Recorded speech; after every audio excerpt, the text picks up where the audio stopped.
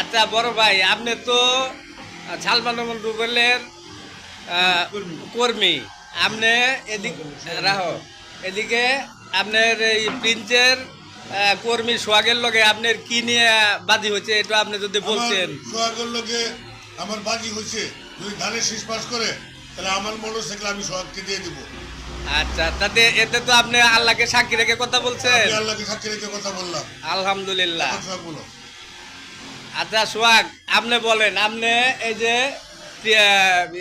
রুবেল ভাইয়ের কর্মী মতি ভাই, তার সাথে আপনি হইলো প্রিন্সের কর্মী, আপনার কি নিয়ে বাজি হয়েছে আপনি একটু বলেন, আল্লাহকে সাক্ষী রেখে বলবেন। বিসমিল্লাহির রহমানির রহিম। আমি আল্লাহকে সাক্ষী রেখে বলছি, আমি বাংলাদেশ জাতীয়তাবাদ বিএনপি সৈয়দ ইমরান সালেহ প্রিন্সের আমি দানের শীষের একজন সামান্য কর্মী হিসেবে বলতেছি, দানের শীষ দুই ফেল করে তা আমি মতি বাইরে আমার মোটরসাইকেলটা আল্লাহর হস্তে আমি দিয়ে দিব ইলেকশনে বলে। আলহামদুলিল্লাহ।